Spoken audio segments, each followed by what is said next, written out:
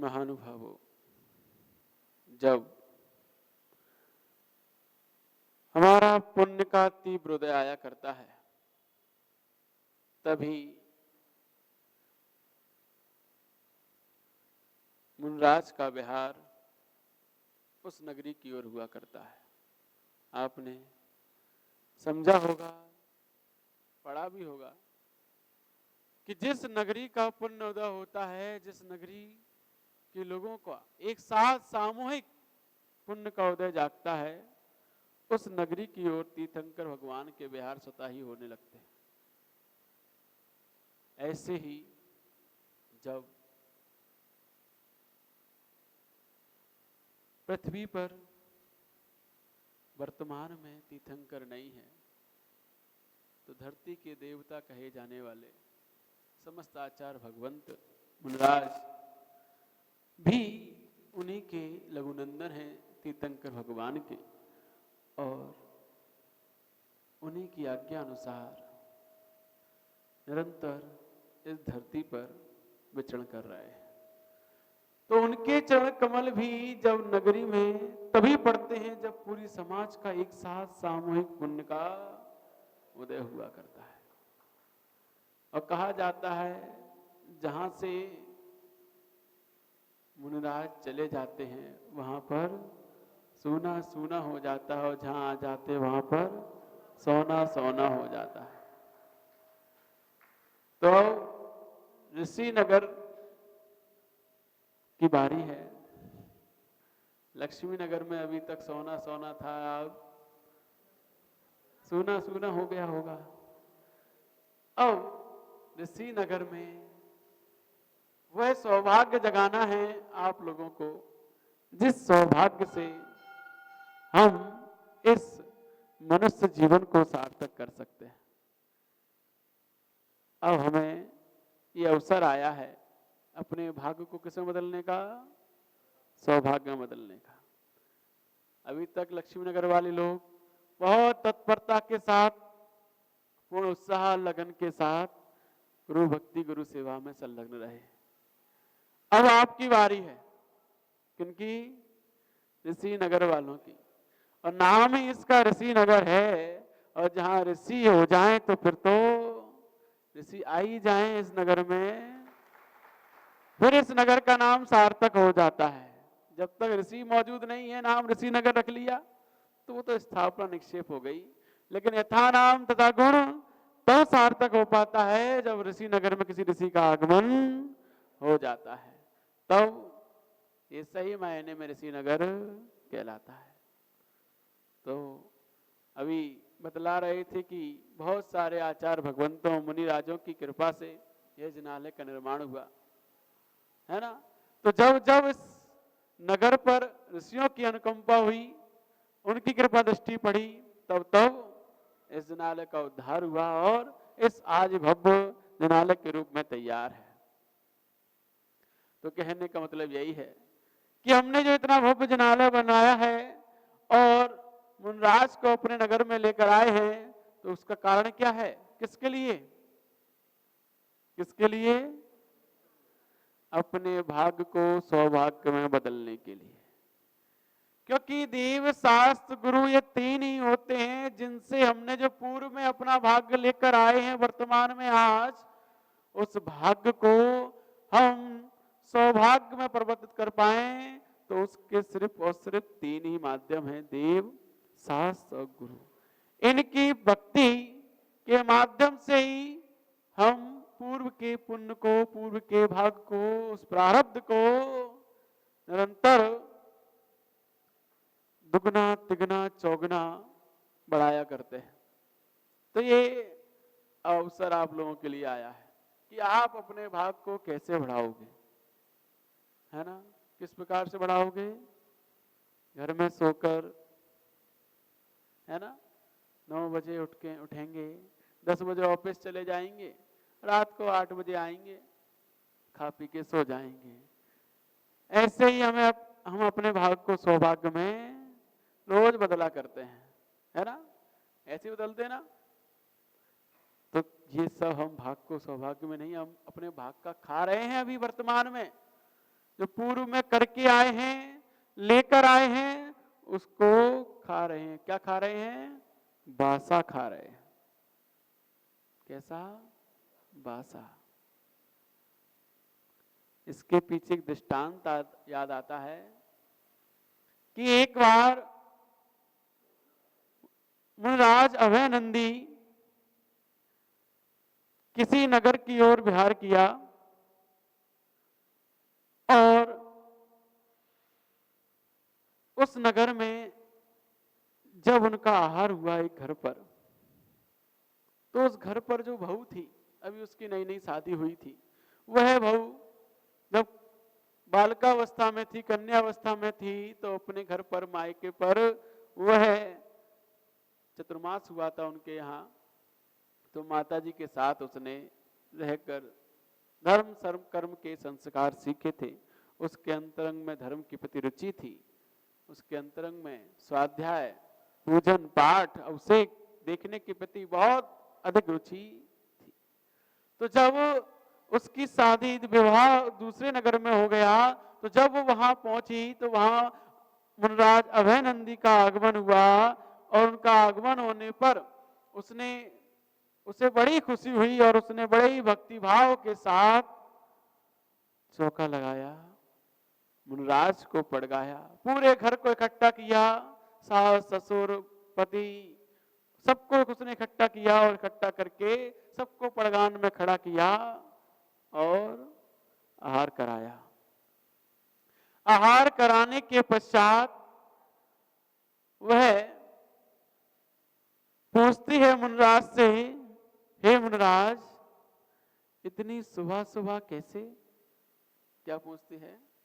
इतनी सुबह सुबह कैसे आना हुआ इतनी सुबह सुबह? कोई पूछता है?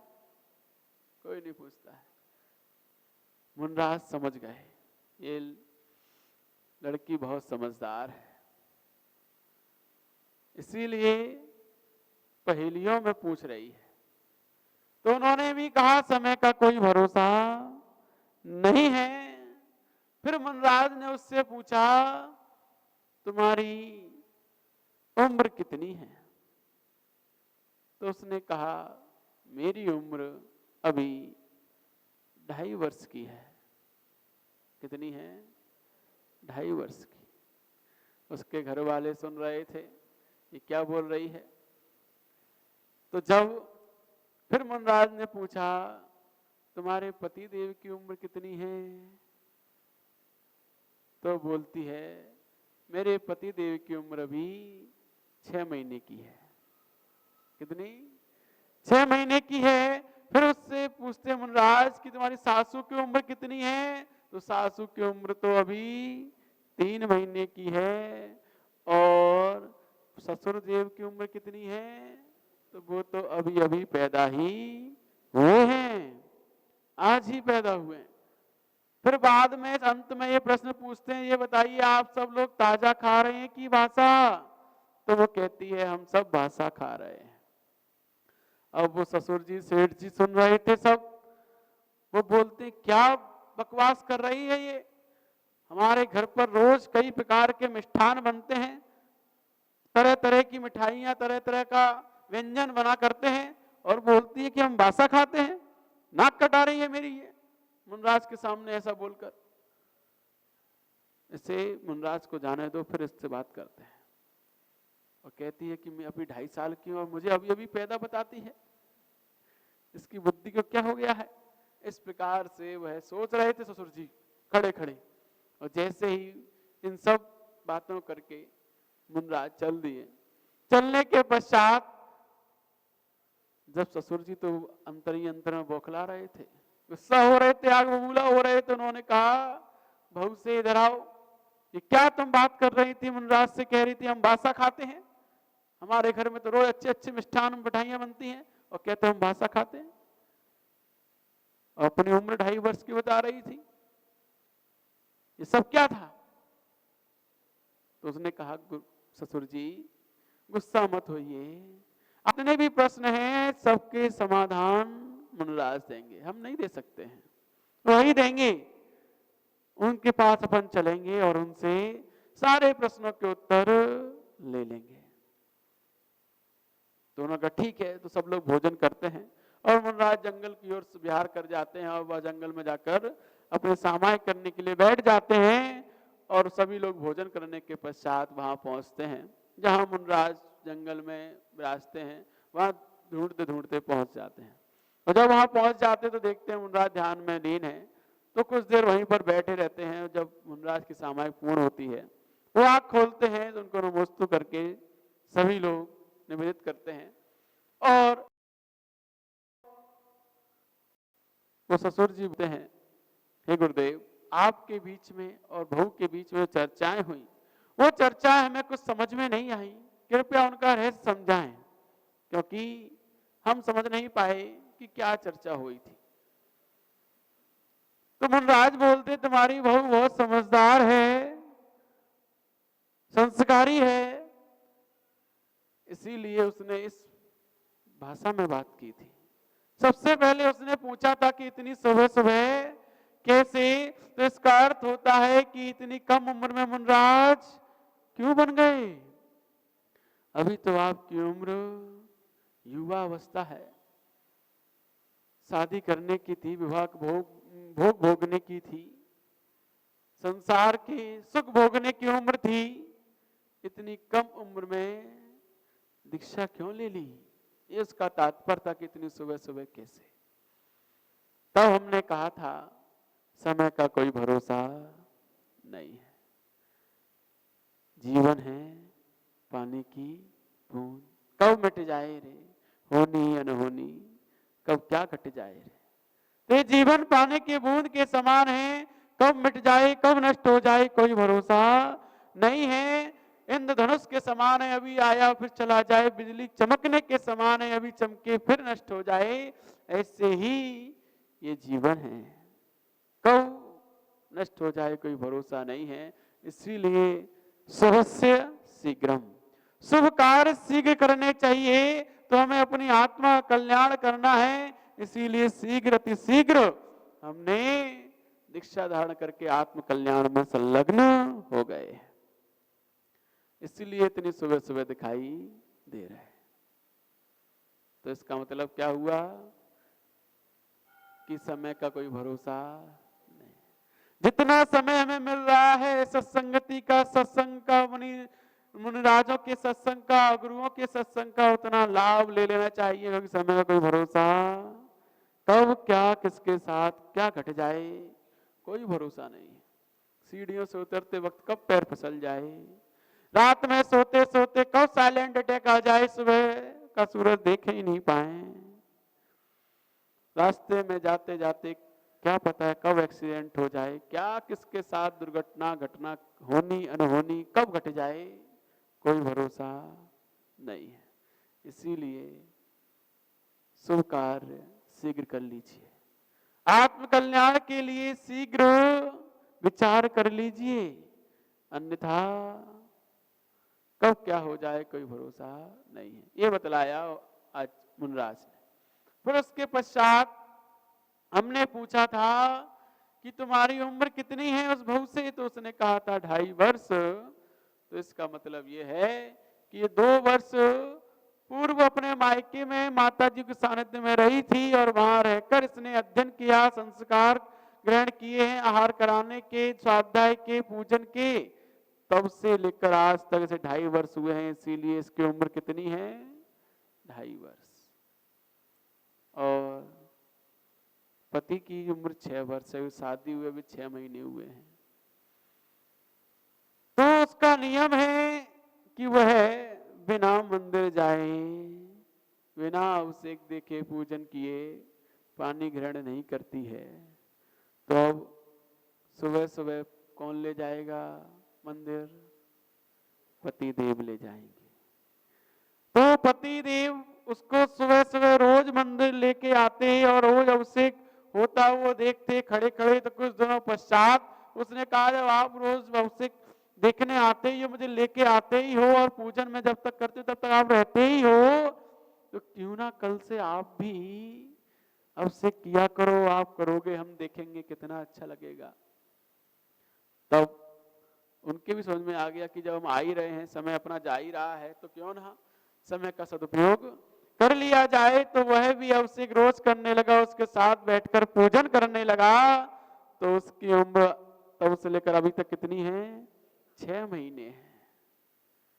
और उसके पश्चात बहू को देखकर, बेटे को देखकर सासू जी के भी हृदय में परिवर्तन होने लगा। वो भी 3 महीने देखती रही और सोचती रही कि ये इतना परिवर्तन बेटे में बहू के कारण से हो गया है, तो क्यों ना हम भी धर्म की ओर अंगीकार करें, इस ओर बढ़े। तो 3 महीने से सासू भी बहू के साथ जाने लगी हैं, वो भी पूजन करने लगी है। और ससुर जी तो अभी तक सो ही रहे थे। वो तो आज ही जब राज का घर पे आगमन हुआ है, तो 16 धोती दुपट्टे पहनकर तैयार खड़े हुए, पड़गान किया है, हार दिए, इसलिए अभी अभी पैदा ही हुए हैं। ये सब उन बातों का रहस्य था, क्योंकि हमारी उम्र, हमारे इस मनुष्य जीवन की सार्थकता धर्म से होती है और किसी से नहीं। आपकी जीवन में जब यमराज आएगा और वो आयु कर्म का बंद होगा, तब वही समय गिना जाएगा जितने समय में आपने धर्म किया है, जितने समय में आपने देव शास्त्र गुरु की भक्ति करके अपने परिणामों को निर्मल बनाया है, वही उम्र आपकी सार्थक उम्र गिनी जाएगी। बाकी की सारी उम्र बेकार जाएगी। वो उम्र पशु तुल्य जीवन के समान जाएगी। क्योंकि हमने बतलाया था कि पशुओं में और हम में कोई अंतर नहीं है, कोई अंतर नहीं। क्यों नहीं है? क्योंकि वह पशु भी इस धरती पर आते हैं, जन्म लेते हैं, बड़े होते हैं, बड़े होने पर वह भी बच्चों को जन्म देते हैं, बच्चों को जन्म देकर उनका पालन पोषण करते हैं और अंत में मर जाते हैं। और वो भी अपने रहने के लिए आशियाना बना ही लेते हैं। कोई गुफा बनाता है, तो कोई बिल बनाता है, तो कोई घोंसला बनाता है, तो कोई कुछ बना लेता है। वो भी अपने रहने के लिए कुछ ना कुछ बना ही लेते हैं। हम भी आए इस धरती पर, जन्म लिया, जन्म लेकर बड़े हुए, बड़े होने के पश्चात विवाह किया, विवाह करने पर बच्चों को जन्म दिया और रहने के लिए एक मकान बना लिया। उस पूरी जिंदगी उसी में निकल गई मकान बनाने में, और फिर उसको बनाने के पश्चात बच्चों का पालन पोषण किया और करके निपट गए। हम में उनमें क्या अंतर रहा? कोई अंतर रहा? उनकी जीवन शैली हमारे जीवन शैली में कोई अंतर नहीं रहा। इसीलिए जीवन मनुष्य का पशु तुल्य कह दिया जाता है, क्योंकि अंतर कुछ भी नहीं। बस सिर्फ इतना सा अंतर रह जाता है कि वो जंगलों में रहने वाले जानवर हैं और हम शहरों में रहने वाले इंसान।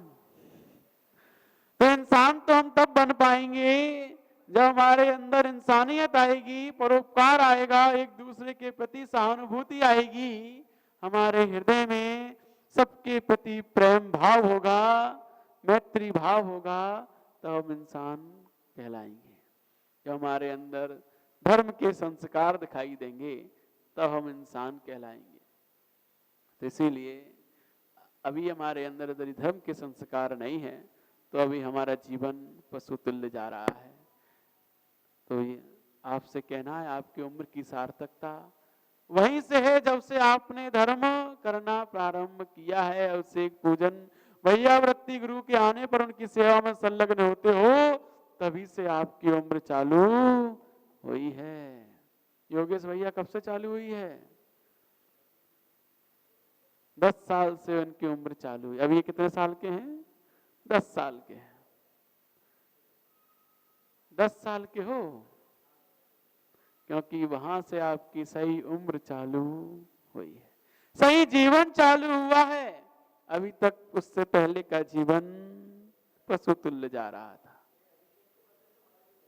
तो इसीलिए हमें अपने जीवन की सार्थकता बनानी है, तो वो किससे बनेगी? सिर्फ और सिर्फ धर्म से। वही जीवन सही मायने में जीवन है। अन्यथा आयु घट रही है। हम हर साल बर्थडे बनाते हैं, खुशी मनाते हैं, लेकिन ये नहीं समझ पाते हैं कि आयु घट रही है और हमारी आयु कम हो गई है। हमने इतने साल निकाल दिए अपने जीवन के, क्या पाया, क्या खोया? विचार करते हैं उस दिन। तो हमारे पास तो उस दिन कोई आता है, कोई व्यक्ति बोलता है कि आज हमारा बर्थडे है, जन्मदिन है, तो हम तो कहते हैं उससे आज बहुत अच्छा दिन है, आज तुम्हारा वो दिन है जिस दिन तुम कोई एक ऐसा नियम लो जिससे कि तुम आज इस जन्म को सफल बना पाओ। तो हमारे पास कोई भी व्यक्ति आके बोलता है कि आज जन्मदिन है, तो हमें आज नियम लेना पड़ेगा। क्यों लेना पड़ेगा? क्योंकि तुम्हें अपने जन्म को सफल बनाना है, इसलिए लेना पड़ेगा। बर्थडे बनाने से जन्म सफल नहीं होगा, नियम लेने से जन्म सफल हो जाएगा। और तुम्हें याद रहेगा जिंदगी भर कि इस बर्थडे पर मैंने अपने जन्म को सफल बनाने के लिए कोई अच्छा कार्य किया था, कोई अच्छा नियम लिया था। तो तुम्हें ये बर्थडे हमेशा याद रहेगा। इसीलिए आज एक न एक नियम लो। तो हमें हर साल अपने इस मनुष्य जीवन को सफल बनाने के लिए अपने जन्मदिन के दिन कोई ना कोई नियम जरूर अंगीकार करना चाहिए, तभी जाकर हम इस जन्म को सार्थक करने के लिए कुछ पुरुषार्थ कर रहे हैं। तो उससे हमारी उम्र का सही आकलन होगा कि हम कितने साल के हो गए। और अंत में पूछा था कि सब लोग ताजा खाते हैं या बासा? तो क्या कहा था? सब बासा ही खा रहे हैं, क्योंकि पूर्व में जो कमा के लाए थे, पूर्व के पुण्य जिन्होंने पूर्व पर्याय में किए थे, उसका फल है आज कि जैन कुल मिल गया है, संपन्न परिवार मिल गया है। और संपन्न परिवार मिलने पर देव सास गुरु का समागम मिल रहा है, पास में जिन मंदिर है, ये सब पूर्व पुण्य के उदय से है। वर्तमान में हम क्या कर रहे हैं कि दोबारा यही सब मिले, पुनः जैन कुल मिले, देव सास गुरु का समागम मिले, पास में ही मंदिर मिले, जिससे कि हम अपने भाग को निरंतर सौभाग्य बदलते रहें। उसके लिए क्या पुरुषार्थ चल रहा है? चल रहा है कि नहीं चल रहा है? क्योंकि यहाँ पे ज्यादातर 90% रिटायरमेंट दिखाई दे रहे हैं, 10% ही ऐसे दिखाई दे रहे हैं कि जो अपने भविष्य को कुछ बना सकते हैं, श्रेष्ठ उत्तम दिशा की ओर ले जा सकते हैं। बाकी 90% तो उनका भविष्य बन ही रहा है, क्योंकि वो तो रिटायरमेंट हो ही चुके हैं, तो भगवान के साथ जुड़ ही चुके होंगे, है ना। लेकिन जिनका रिटायरमेंट नहीं हुआ है वो क्या कर रहे हैं? उनके जीवन में धर्म के प्रति क्या आस्था है? धर्म तो छोड़ो, स्वयं के प्रति क्या सजगता है कि आगे चलकर मेरा भविष्य क्या है, कहां पर दोबारा जन्म होगा? सोचा है कभी? कहीं चाइना में जन्म हो गया तो यहां से जाने के बाद वहां कुछ नहीं मिलने वाला है। वहां तो ऐसे लोग हैं कि कुछ नहीं छोड़ते, सब खा जाते हैं, कुछ नहीं छोड़ते। झींगुर, चीटा चीटी, चूहा, चमगादड़, कुछ भी नहीं छोड़ते, सांप अजगर कुछ भी नहीं छोड़ते, सब खा जाते हैं, सुगर फुगर सब। ऐसी जगह जन्म हो गया तो मनुष्य तो वहां भी है, मनुष्य यहां भी है, तो मनुष्य मिल बन गए दोबारा, लेकिन कहां पैदा हो गए? चाइना में, अमेरिका में, अफ्रीका में, थाईलैंड में, ऐसी जगह जन्म हो गया जहां गुरु कहीं पहुंचते ही नहीं है, गुरुओं का सानिध्य कभी मिलता ही नहीं है। मंदिर जहां कई किलोमीटर दूर है, यदि है भी तो, और जहां की लाइफ भोग प्रधान लाइफ है, भोगों में, अय्यासियों में जहां निरंतर मस्त रहते हैं, धर्म कर्म से कोई मतलब नहीं है। यदि इंसान बन भी गए तो वहां बनकर ये मनुष्य भाव यूं ही निकल जाएगा, कोई सार्थकता नहीं हो पाएगी। तो दोबारा जैन कुल मिले, दोबारा से ये सब कुछ मिले, भारत भूमि मिले, गुरुओं का समागम मिले, देव शास्त्र गुरु की सानिध्य मिले, उनकी संगति मिले, उसके लिए क्या सोचा है? आपके बच्चों को वो सब चीजें दोबारा पुनः मिले, आपने अपने बच्चों के लिए क्या सोचा है? कि उनको वो सब चीजें दोबारा मिल पाए जो आज मिली है? कुछ सोच पाया आपने अपने बच्चों के लिए कि उनको कैसे संस्कार दें, कहाँ भेजें, किससे जोड़ें, जिससे कि आज जो संपन्नता, जो वैभव, समृद्धि, मान सम्मान, प्रतिष्ठा हमें प्राप्त हुई है, आगे भी ये सब प्राप्त हो? उसके लिए क्या तैयारी चल रही है? तैयारी चल रही है कि नहीं? बच्चों को क्या तैयारी करा रहे हो आप? ये आगे भी वही सब मिले जो आज मिला है? कुछ नहीं, इंजीनियरिंग की तैयारी करा रहे हैं, डॉक्टरी की तैयारी करा रहे हैं, आईएएस की तैयारी करा रहे हैं, दाल रोटी कमाने की तैयारी करा रहे हैं। बस इतना कमाना सीखो, पहले दाल रोटी जुगाड़ कर लो पहले, क्योंकि दाल रोटी, कपड़ा और मकान, ये तीन ही है जिंदगी के मुकाम। हमारे यही तीन मुकाम हैं, रोटी, कपड़ा और मकान। इन तीन के लिए पहले हमें जीना है, बाकी बात दुनिया बात की है। क्योंकि आप लोगों को पता है कि जिंदगी अभी बहुत लंबी है, आप लोगों को पता है। हमें पता नहीं था, जिंदगी का समय कोई भरोसा नहीं है, हमें पता नहीं था, इसीलिए हम पहले आ गए। आप लोगों को पूरा भरोसा है, अभी जिंदगी बहुत लंबी है, इसीलिए बाद में सोचेंगे उस सब के लिए। अभी रोटी, कपड़ा और मकान के लिए सोचना है ना? जब तक ऐसी सोच हमारी रहेगी, तब तक हम अपने बच्चों को सही दिशा नहीं दे पाएंगे, सही मार्ग नहीं दिखा पाएंगे, उनका भविष्य सिक्योर नहीं कर पाएंगे। क्योंकि आज की पीढ़ी भौतिकता में भोगों की ओर अधिक दौड़ रही है, संस्कारों की ओर उसका कोई ध्यान नहीं है। और हमने भी ध्यान नहीं दिया तो आपके जाने के बाद क्या मंदिर सूने रहेंगे? हमने मंदिर तो बना लिए 3 मंजिल के, भगवान तो विराजमान कर दिए, क्या भगवान के सामने पुजारी भी खड़ा करने की जिम्मेदारी किसकी है? पुजारी कहां से लाओगे? भगवान तो आ जाएंगे, मुनराज आकर सूर्य मंत्र देकर भगवान तो बना जाएंगे, लेकिन भक्त बनाना, पुजारी बनाना किसकी जिम्मेदारी है? ये पहले माता पिता की जिम्मेदारी है कि वो अपने बच्चों को मंदिर तक लाएं, जोड़ें। क्योंकि ये पीढ़ी जाने के बाद भगवान ऐसे नहीं बैठने चाहिए कि उन पर धूल मिट्टी जम रही हो, कोई के पास समय ना हो, सब अपने जॉब में बिजी हो, सर्विस लाइफ में बिजी हो, भगवान के पास आने का समय भी ना हो। तो भगवान के ऊपर क्या होगा? धूल मिट्टी जमेगी, गंदगी रहेगी। ये देखना चाहते हो?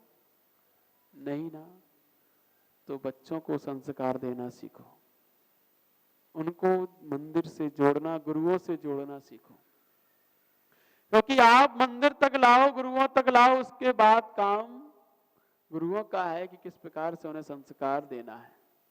तो पहले वहां तक तो तुम्हें लाना ही पड़ेगा, पहले मंदिर लाकर पाठशाला में तो बिठालना ही पड़ेगा। तो ये सब माता पिता की जिम्मेदारी है। जब तक गुरु नहीं है तब तक पाठशाला भेजो, और गुरु आ जाए तो उनके पास भेजो, जिससे कि उनके अंतरंग में श्रेष्ठ संस्कार, उनका बौद्धिक विकास हो, उनके जीवन को किस प्रकार से उन्हें जीना है ये समझ उनके अंदर उत्पन्न हो। तो ये सब तभी होता है जब हम अपना कर्तव्य निभाते हैं माता पिता होने का। बच्चों के प्रति यही हमारा कर्तव्य है कि उन्हें किस प्रकार से सही मार्ग से जोड़ा जाए, धर्म से जोड़ा जाए। ये पहला कर्तव्य होता है माता पिता का। ये कर्तव्य नहीं निभाते, सांसारिक कर्तव्य हम सारे निभा देते हैं, तो हम सच्चे माता पिता नहीं कहलाते। क्योंकि जिस प्रकार से आप अपने घर संपत्ति को बच्चों में देते हो, ऐसे ही जिन शासन की संपत्ति देना भी आपका ही काम है। हम बोलते हैं ना, जिन गुण संपत्ति हो मध्यम। तो जैन भगवान के गुणों की संपत्ति दिलाना भी पहला कर्तव्य माता पिता का है। लेकिन हम उसे कर्तव्य मानते ही नहीं है। हमारा कर्तव्य क्या है? बच्चों को पालन पोषण करना, उन्हें पढ़ाना लिखाना, उनकी शादी करना, उनको सेटलमेंट करना, ये हमारा कर्तव्य है, इतना हम कर देते हैं। बाकी हमारा नहीं है। बाकी किसका है? बाकी उनका भविष्य वो जाने अपना, ऐसा जी नहीं। संगति का बहुत प्रभाव पड़ता है हमारे ऊपर। हमारी जैसी संगति होती है, जैसा वातावरण घर का होता है, जैसा माहौल, जैसे संस्कार घर के होते हैं, वैसा ही भविष्य बच्चों का हुआ करता है।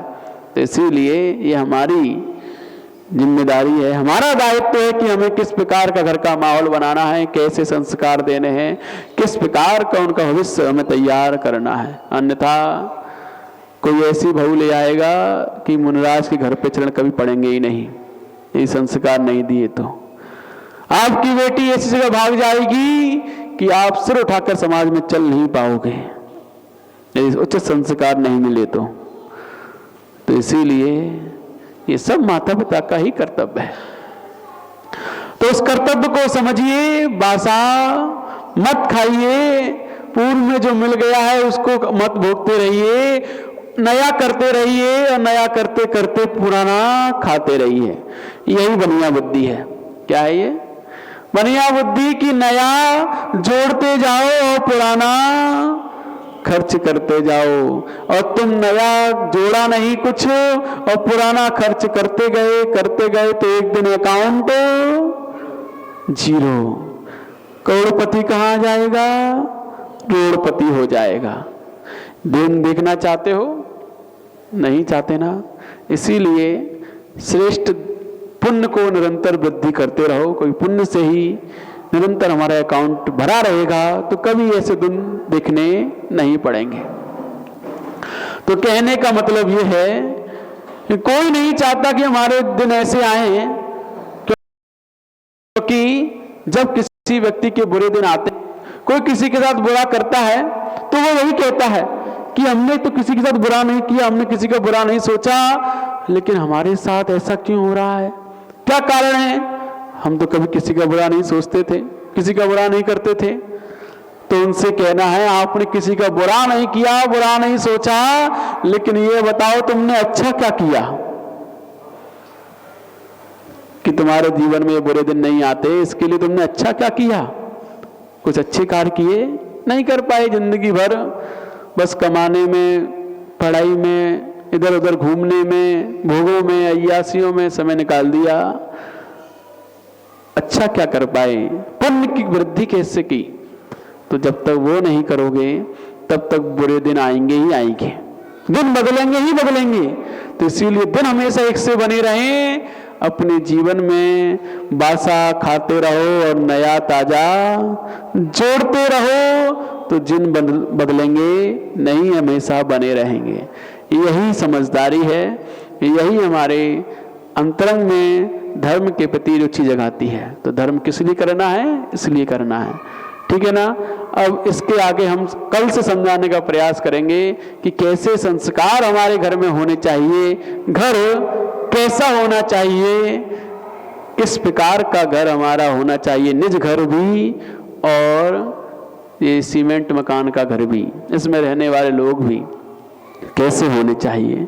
कल से वो श्रृंखला चलेगी।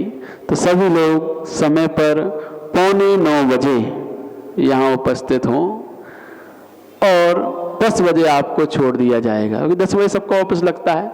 इसीलिए 10 बजे सबको छोड़ दिया जाएगा। यदि 8:45 पे आओगे तो, लेट आओगे तो लेट छोड़ेंगे, ये ध्यान रखना। ये आपके ऊपर निर्भर करता है, टाइम पर छूटना है टाइम पर आइए, लेट आओगे लेट जाओगे, तो ध्यान रखना। इसीलिए समय पर सभी लोग आएंगे कल से। अब चलते हैं देवादिदेव कैरेट श्री मल्लनाथ भगवान के श्री चरणों में। आज उनका मोक्ष कल्याणक महोत्सव है और उनके मोक्ष कल्याणक महोत्सव पर हम निर्वाण लाडू चढ़ा रहे हैं। क्यों चढ़ाते हैं निर्वाण लाडू? पता है आप लोगों को? निर्वाण होने पर लाडू ही क्यों चढ़ाया जाता है और कुछ क्यों नहीं चढ़ाते? लाडू ही क्यों चढ़ाया? पता है कि नहीं? कहीं विचार किया कि नहीं कि लाडू ही क्यों चढ़ाया? कुछ और भी चढ़ा सकते थे, श्रीफल भी चढ़ा सकते थे, और भी चीजें हैं अष्टद्रव्य में बहुत सारी हैं, तो वो भी चढ़ा सकते थे। लाडू ही क्यों?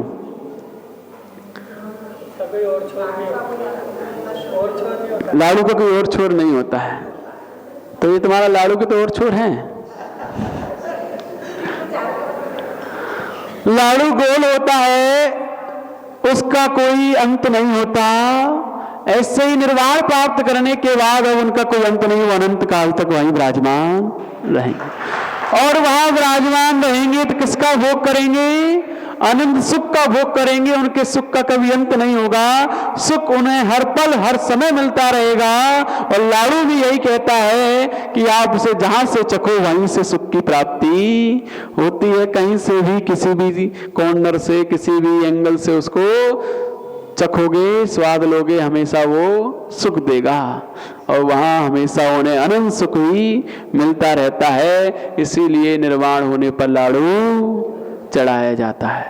तो मल्लनाथ भगवान ने आज के दिन निर्वाण को प्राप्त किया और उन्होंने अपने मनुष्य जीवन को सार्थक करके सिद्ध परमेष्टि के रूप में आज के दिन वह विराजमान हो गए हैं सिद्धशला पर।